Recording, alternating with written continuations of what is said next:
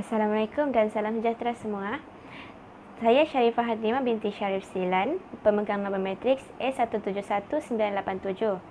Pembikinan video ini adalah untuk memenuhi tugasan saya dalam subjek Literasi Maklumat LMCR 1262. Saya akan membentangkan laporan tentang lawatan ke Perpustakaan Akademik Universiti Pendidikan Sultan Idris. Pertama sekali, saya akan menceritakan serba sedikit tentang latar belakang Perpustakaan Universiti Pendidikan Sultan Idris ini. Pada 1 Januari, Universiti Pendidikan Sultan Idris secara rasminya mengambil alih Perpustakaan Zakbar dari Institusi Perguruan Sultan Idris. Ia mula dikenali dengan nama Bilik Bacaan. Selaras dengan pertambahan program dan pelajar, keperluan perkhidmatan perpustakaan ini semakin bertambah. Sejak tahun 1998, universiti ini telah membelanjakan lebih daripada RM20 juta untuk melengkapkan bahan perpustakaan tersebut. Jumlah kaki tangan juga turut meningkat dari 4 orang kaki tangan pada awal 1998 menjadi 59 orang pada tahun 2005. Daripada jumlah tersebut, 17 orang merupakan kaki tangan profesional yang terlatih dalam bidang kepustakawanan. Seterusnya, pada tahun 1999, universiti telah meluluskan pembinaan sebuah bangunan baru, perpustakaan dengan keluasan lantai sebanyak 13,063 meter persegi. Antara kelengkapan di bangunan tersebut ialah plaza pameran, kedai buku, ruang bacaan, ruang bagasi, bilik perbincangan, auditorium, bilik fotokopi, surau dan banyak lagi. Bagi meningkatkan perkhidmatan ini, perpustakaan dilengkapi dengan kemudahan teknologi maklumat dan komunikasi dan dirangkaikan dengan Opsinet. Perolehan sistem ilmu iaitu Integrated Library Management Utility yang bertaraf dunia telah lengkap pada tahun 2002. Saya akan teruskan pada bahagian carta dan struktur organisasi perpustakaan. Struktur organisasi teratas adalah diketuai oleh Ketua Pustakawan, kemudian dibantu oleh Timbalan Ketua Pustakawan Kanan. Terdapat beberapa bahagian yang dikendali oleh Timbalan Pustakawan Kanan. Antaranya ialah bahagian pentadbiran dan promosi, bahagian automasi dan juga perpustakaan kompleks akademik.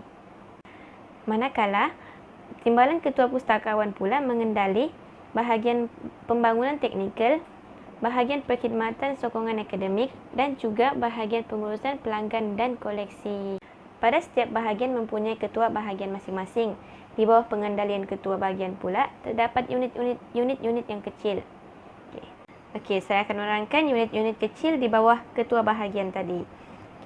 Pada bahagian pembangunan teknikal terdapat 3 unit kecil iaitu unit monograf dan sumber media, unit terbitan bersiri dan pengkalan data, dan unit koleksi khas dan sumbangan. Pada bahagian promosi pula, terdapat 3 juga unit kecil iaitu unit pentadbiran dan latihan, unit kewangan dan perolehan, dan unit promosi. Pada bahagian automasi pula, terdapat 2 unit kecil iaitu unit server dan pembangunan aplikasi, serta unit perpustakaan digital. Pada bahagian perkhidmatan sokongan akademik pula terbagi kepada 4 unit kecil iaitu unit penyelidikan, unit rujukan dan perundingan, unit pembekalan penerbitan dan unit literasi maklumat. Akhir sekali pada bahagian pengurusan pelanggan dan koleksi terbahagi kepada 3 unit kecil pula iaitu unit sirkulasi, unit perkhidmatan media serta unit monograf dan koleksi khas. Seterusnya, saya beralih kepada koleksi perpustakaan di mana terdapat banyak koleksi yang disediakan oleh perpustakaan ini. Antaranya ialah koleksi terbuka, koleksi rujukan, koleksi tanda merah, koleksi tesis, koleksi sumber media, koleksi jurnal dan majalah, koleksi arsip universiti, koleksi pendidikan Malaysia, koleksi nadir, koleksi anak kandung, koleksi hasil penyelidikan dan koleksi tokoh. Saya akan menerangkan satu persatu tentang koleksi tersebut.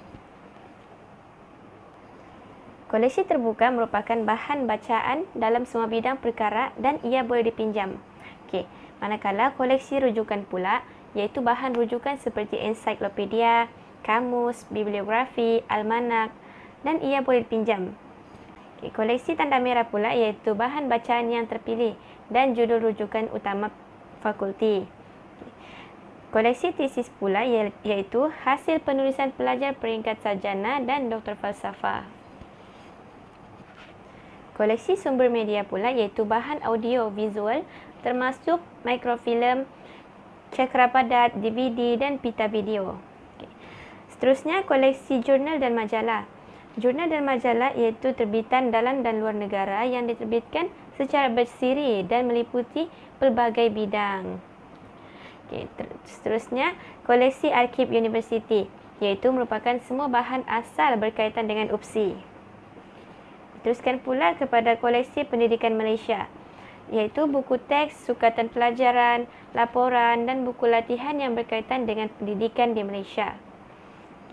Koleksi nadir pula iaitu buku terbitan lama sebelum tahun 1990 yang bernilai sukar diperolehi dan tidak diterbitkan lagi dalam pasaran. Koleksi anak kandung pula iaitu bahan bacaan yang diwarisi dari zaman SITC, MPSI dan IPSI. Koleksi hasil penyelidikan pula iaitu hasil penyelidikan daripada kajian yang dilakukan oleh pencara atau penyelidik. Koleksi tokoh pula iaitu bahan koleksi peribadi sumbangan daripada tokoh-tokoh terpilih seperti Shahram Hussein, Nizar Hashim dan Mahsuri SN. Seterusnya, pada bahagian kemudahan dan perkhidmatan perpustakaan ini pula, terdapat banyak kemudahan yang tersedia. Antara kemudahan yang terdapat dalam perpustakaan ini ialah bilik Carol, bilik perbincangan, fotokopi, bilik multimedia dan akses pangkalan data atas talian. Manakala pada bahagian perkhidmatan pula, terdapat perkhidmatan rujukan, peminjaman buku, pembaharuan peminjaman buku, perkhidmatan penasihat pembaca, pameran koleksi terkini, tempahan, perkhidmatan sumber media, perkhidmatan peminjaman antara perpustakaan, sewaan peti simpanan, sesi pendidikan pengguna dan juga hebahan maklumat terpilih. Di samping itu, terdapat perbezaan antara perpustakaan yang dilawati dengan perpustakaan di UKM. Perbezaan yang pertama boleh dilihat daripada aspek koleksi. Perpustakaan UPSI mempunyai beberapa nama koleksi tersendiri, iaitu koleksi terbuka, koleksi pendidikan, koleksi anak kandung, koleksi tokoh dan koleksi penyelidikan. Manakala perpustakaan UKM pula mempunyai koleksi am, koleksi Asia Tenggara, koleksi dokumen, koleksi Arab dan Tamadun Islam, koleksi khas, koleksi bacaan ringan dan koleksi haram. Dapat dilihat perbezaan pada nama koleksi-koleksi buku tadi. Seterusnya, kita dapat lihat perbezaan daripada segi kemudahan. Kedua-dua perpustakaan ini mempunyai kemudahan yang hampir sama kecuali ruang bacaan 24 jam dan juga kafe yang terdapat di perpustakaan UKM. Selain itu, perbezaan yang agak ketara antara perpustakaan UPSI dan UKM ialah perpustakaan mempunyai perpustakaan cabang. UKM mempunyai 7 perpustakaan cabang seperti ATMA, Perpustakaan Undang-Undang, Perpustakaan Lingkungan Kedua, Perpustakaan Dr. Abdul Latif, Perpustakaan Hospital Tuanku Muhriz dan Perpustakaan Praklinikal. Manakala UPSI pula tidak mempunyai perpustakaan cabang. Akhir sekali, perkhidmatan kedua-dua perpustakaan ini hampir sama. Namun, perpustakaan UKM telah menawarkan perkhidmatan penghantaran buku iaitu door-to-door delivery, juga menawarkan perkhidmatan pandu lalu serta pay-per-view. Perkhidmatan door-to-door membawa maksud penghantaran buku secara percuma kepada pelanggan perpustakaan.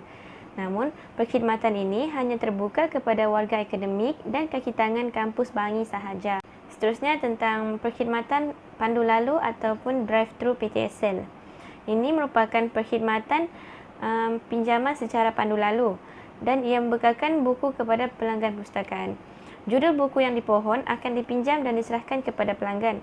Namun, jika ia sedang dipinjam oleh pelanggan lain, buku ini tidak dapat dibekalkan. Akhir sekali iaitu perkhidmatan pay-per-view. Perkhidmatan ini merupakan permohonan mendapatkan artikel jurnal teks penuh yang tidak dilanggan oleh perpustakaan.